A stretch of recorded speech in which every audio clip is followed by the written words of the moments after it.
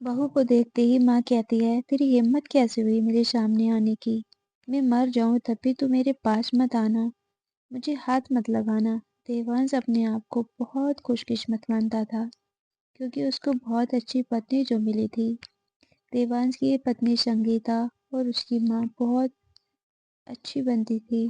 दोनों माँ बेटी की तरह रहती थी। बहू अपनी सास से बिल्कुल बेटी जैसा ही बर्तावा करती थी। बेटी की तरह रूठ जाती थी और जिद करके अपनी बात मनवा लेती थी। देवांश इकलौता लड़का था। देवांश के पिताजी नहीं थे। देवांश की आर्थिक स्थिति इतनी अच्छी नहीं थी, लेकिन घर में शांति और प्यार होने के कारण वह मेहनत करके अच्छे से अपना घर चला रहा था। और साथ ही माँ और पत्नी से इतना अच्छा सपोर्ट मिलने के कारण उसे बहुत मदद मिलती है। बहू और सास की इस जोड़ी की चर्चा अब मोहल्ले रिश्तेदारों में भी होने लगी है। इनकी मिसाल दी जाने लगी है। कुछ लोग जलते भी थे, कुछ कहते थे कि ये सब शुरुआत में होता है, थोड़ा समय जाने पर सारा प्यार खत्म हो और बहू अपने रास्ते और सास अपने रास्ते हो जाएगी।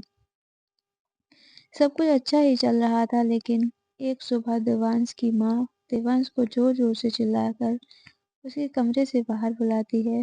देवांश पूछता है, क्या हुआ माँ? माँ क्यों चिल्ला रही हो? देवांश की माँ बुलाती है और कहती है, तेरी पत्नी को समझा ले। अब बस बहुत हो गया है। मैं इतने दिन तक चुप रही, लेकिन अब मुझसे ये नहीं होगा। वो हर बात में मुझसे जिद करती है। माँ ने शायद ही इतनी जोर से आज तक चिल्लाया होगा। इतने में बहू भी कमरे से बाहर आकर पूछती है, क्या हुआ माँ? क्या हुआ? आप क्यों परेशान हैं? तुम तो माँ कहती है, तू चुप रह। मुझे तो उससे कोई बात नहीं करनी है। मैं आश्रम नहीं जाना चाहती। बहू कहती है, क्या हुआ? मुझसे कुछ गलती हुई है क्या? माँ बोलती है कि तू अपना ये नाटक बंद कर और मुझे अब तेरे साथ नहीं रहना है। माँ कहती है, बेटा तू मुझे गाँव छोड़ा। बेटा बोलता है, वहाँ कौन है और वहाँ क्या करोगी? माँ कहती है, वहाँ मेरा भाई है और अब बची हुई जिंदगी में वहीं गुजारने वाली हूँ। बहू बोलती है कि माँ, आप किसी की बातों में आ रही हैं। इस उम्र में आप क्यों परेशान हो रही हैं? और मामा जी के पास कितने दिन तक रुकेंगी? हमसे कुछ गलती हो गई तो बताइए। माँ बोलती है, तू तो चुप रह, तू मुझसे बात ही क्यों कर रही है? तेरी माँ वो है जिसने तुझे जन्म दिया है। मैं तुझे कुछ नहीं सिखा पाई। बहू को थोड़ा बुरा लगा। माँ जी, आप क्या कुछ भी बोल रही हो? आपकी तबीयत ठीक है? बेटा बोलता है, माँ तुम आराम करो, हम शाम को बात करेंगे। माँ एकदम जिद पर अड़ जाती है। मुझे अभी गांव छोड़कर और अब मुझे यहाँ कोई नहीं रोक सकता, ऐसा देवांश से माँ कहती है।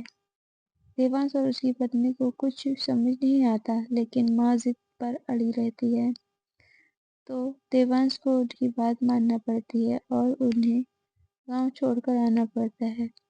घर आकर फिर वो अपनी पत्नी से बात करता है और उसे पूछता है कि तुमने उन्हें कुछ कहा क्या जो माँ जी इतनी बिगड़ गई?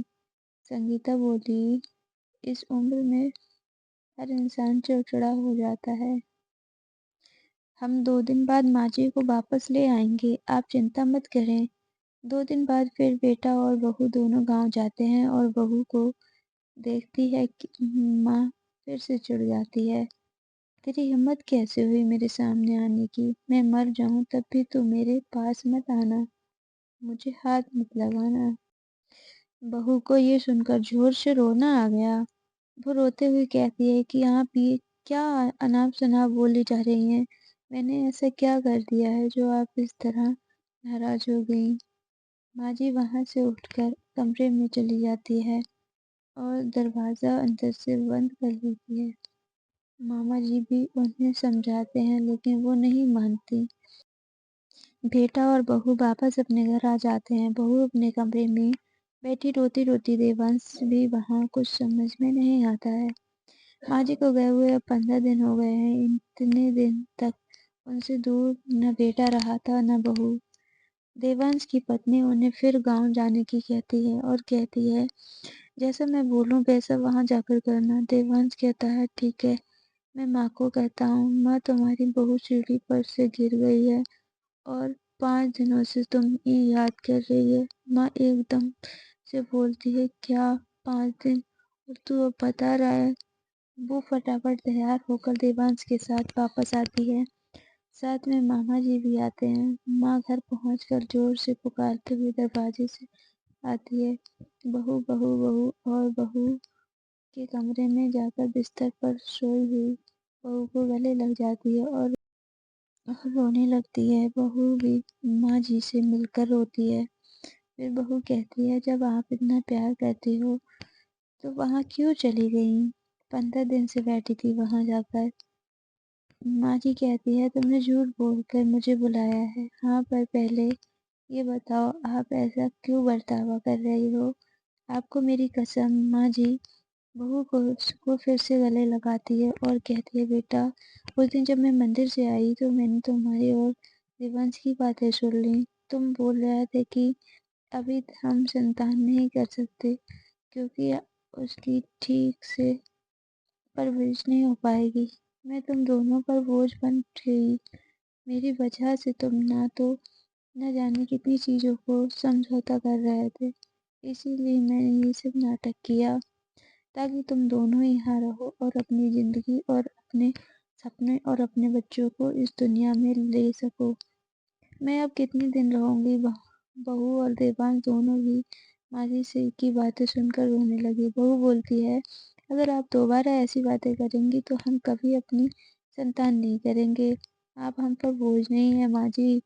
एक बात बताएं, क्या आपको हम बोझ लगते हैं? जब कोई माँ अपनी संतान को बोझ नहीं समझती तो फिर बेटा और बहू कैसे ऐसा सोच सकते हैं? और जो ऐसा सोचे वो इंसान नहीं होता।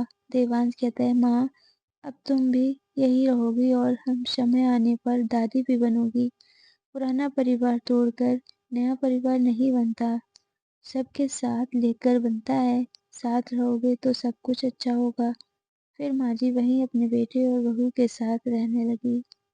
तो दोस्तों, कहानी कैसी लगी कमेंट करके ज़रूर बताइए। अपने दोस्तों में शेयर कीजिएगा, वीडियो को लाइक कीजिएगा, चैनल पर नए हो तो सब्सक्राइब कर लीजिएगा। मिलते हैं एक नई वीडियो में, तब तक के लिए अपना ख्याल रखिए। Thanks for watching.